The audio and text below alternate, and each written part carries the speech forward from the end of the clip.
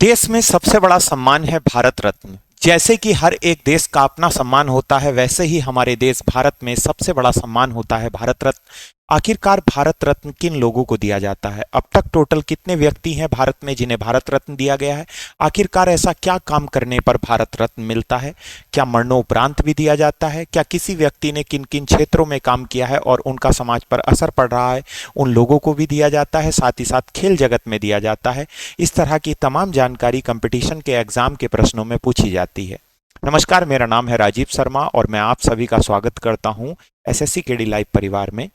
जैसा कि आज का विषय है भारत रत्न और उससे जुड़ी हुई तमाम जानकारी मैं आपको 5 मिनट में देने की कोशिश करूंगा, इसलिए वीडियो को पूरा देखें। और साथ ही साथ अगर आपको जानकारी नहीं है तो इस वीडियो को अंत तक देखते देखते आपको पूरी जानकारी हो जाएगी भारत रत्न से संबंधित, और फिर आप किसी भी कंपटीशन के एग्जाम में कोई क्वेश्चन भारत रत्न से जुड़ा हुआ नहीं छोड़ सकते हैं। समय था 1954। 2 जनवरी 1954 को कांग्रेस पार्टी की सरकार ने पहली बार भारत में सर्वोच्च सम्मान की शुरुआत की और यह प्रस्ताव रखा कि एक साल में 3 लोगों को भारत रत्न से सम्मानित किया जाएगा, और साथ ही साथ जो नेशनल सर्विसेज, सोशल सर्विसेज या फिर देश में अच्छा काम करेंगे उनको भारत रत्न से सम्मानित किया जाए।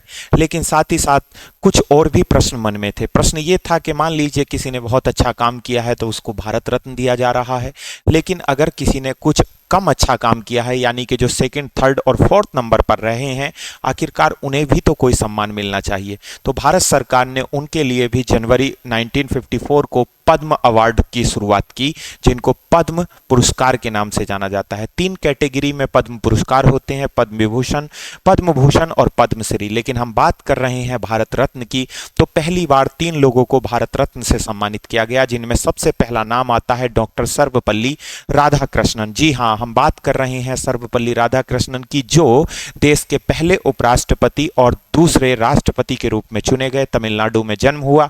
और साथ ही साथ दूसरे नंबर के भारत रत्न पाने वाले सीवी रमन व तीसरे नंबर के सी गोपालाचारी, जो कि हमारे देश के प्रथम भारतीय गवर्नर जनरल के तौर पर चुने गए।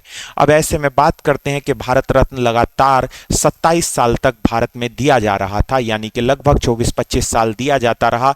लेकिन पहली बार 1977 में कांग्रेस पार्टी की सरकार हटी और उसकी जगह पर देश में जनता पार्टी की सरकार बनी और मोरारजी देसाई हमारे देश के प्रधानमंत्री के रूप में चुने जाने वाले प्रथम गैर कांग्रेसी प्रधानमंत्री बने। साथ ही साथ उन्होंने कांग्रेस के द्वारा शुरू की गई भारत रत्न की व्यवस्था को 1977 में बंद कर दिया।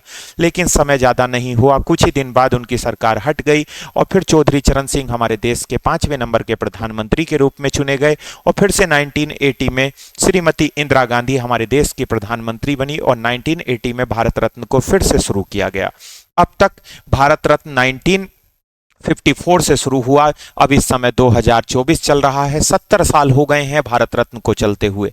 अब तक टोटल 53 लोगों को भारत रत्न दिया जा चुका है। लेकिन पहली बार ये प्रश्न आया कि आखिरकार किसी व्यक्ति ने अगर किसी क्षेत्र में अच्छा काम किया और उसके मरने के बाद भी उस क्षेत्र में प्रगति चल रही है और लगातार लोग उससे प्रभावित हो रहे हैं, तो वो भी तो इस सम्मान का हकदार है। इसीलिए मरणोपरांत 1955 में पहली बार ये पुरस्कार देने की घोषणा की गई। लेकिन 1955 में किसी को नहीं मिला। यह पुरस्कार पहली बार मरणोपरांत दिया गया हमारे देश के दूसरे नंबर के प्रधानमंत्री लाल बहादुर शास्त्री को 1966 में, क्योंकि 1966 जनवरी में उनकी मृत्यु हुई थी ताशकंद में, जो कि उज्बेकिस्तान में पड़ता है, पाकिस्तान और भारत के समझौते के दौरान।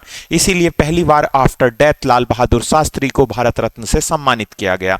अब बात आती है, अब तक टोटल 5 महिलाओं को भारत रत्न दिया जा चुका है, जिनमें सबसे पहला नाम आता है श्रीमती इंदिरा गांधी का, दूसरे नंबर पर आती हैं मदर टेरेसा, तीसरे नंबर पर आपकी आती हैं अरुणा आसफ अली, चौथे नंबर पर शुभलक्ष्मी और 5वें नंबर पर लता मंगेशकर। वहीं अगर हम विदेशी की बात करें तो 2 ऐसे विदेशी हैं जो भारतीय विचारों से प्रभावित थे और गांधीवादी नीतियों को फॉलो करते थे, उनको भी भारत रत्न से सम्मानित किया गया है, जिनमें पहला नाम आता है खान अब्दुल गफ्फार खान, जो कि पाकिस्तान के जन्मे, उनको 1987 में भारत रत्न मिला। और दूसरा नाम आता है नेल्सन मंडेला का, जो कि अफ्रीका के गांधी कहलाते हैं, उनको 1990 में भारत रत्न से सम्मानित किया गया।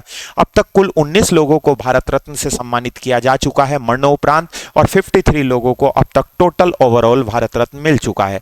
लेकिन ये 3 लोगों को मिलने वाली पॉलिसी को भारत सरकार ने 2024 में ब्रेक कर दिया, जब उन्होंने 5 लोगों को भारत रत्न देने की घोषणा घोषणा की। इसका मतलब 2024 में कुल 5 लोगों को भारत रत्न से सम्मानित किया गया है, जिनमें नंबर 1 पर आते हैं कर्पूरी ठाकुर, दूसरे नंबर पर लाल कृष्ण एडवाणी, तीसरे नंबर पर आपके आते हैं पीवी नरसिम्हा राव और चौथे नंबर पर हरित क्रांति के जनक एमएस स्वामीनाथन और 5वें नंबर पर आपके कौन आते हैं उसका कमेंट में आप लिखकर मुझे बताएंगे। साथ ही साथ में अगर मैं बात करूं तो 1980 में जब फिर से इसको शुरू किया गया तो पहला इस पुरस्कार को पाने वाली महिला मदर टेरेसा बनी, यानी कि दूसरे नंबर की महिला और दोबारा रीस्टार्ट होने पर पहली बार पाने वाली महिला। इसका मतलब है कि भारत रत्न देश का सर्वोच्च सम्मान है। प्रश्न आता है कि इसमें कितना धनराशि दी जाती है, तो ये आपको नोट करना है कि इसमें कोई धनराशि नहीं दी जाती है, बल्कि इसमें पीपल के पत्ते के आकार का एक मेडल दिया जाता है जो आपके सामने दिखा हुआ है और इसमें एक तरफ सूर्य की प्रतिमा और दूसरी तरफ भारत रत्न यानी कि दूसरी तरफ अशोक चक्र होता है, ठीक है, सिंह स्तंभ होता है। साथ ही साथ में अगर मैं बात करूं तो ये जिस फीते में डाल के दिया जाता है उसका रंग सफेद होता है और यह राष्ट्रपति के द्वारा हर 26 जनवरी को इसे देने की घोषणा की जाती है, लेकिन इसे देने की सिफारिश श्री प्रधानमंत्री जी के द्वारा की जाती है। ये तमाम जानकारी आपको कैसी लगी भारत रत्न से जुड़ी हुई? इस तरह की जानकारी के लिए आप जुड़ें एसएससी केडी लाइव। मैं राजीव शर्मा आपको इस तरह की जानकारी देता रहूंगा। 5 मिनट की इस वीडियो में इस तमाम जानकारी को अगर आपको अच्छा लगा है तो चैनल को लाइक, सब्सक्राइब और एक मैसेज जरूर करें। Thank you very much. इसी तरह की जानकारी के लिए जुड़े रहें। जय हिंद।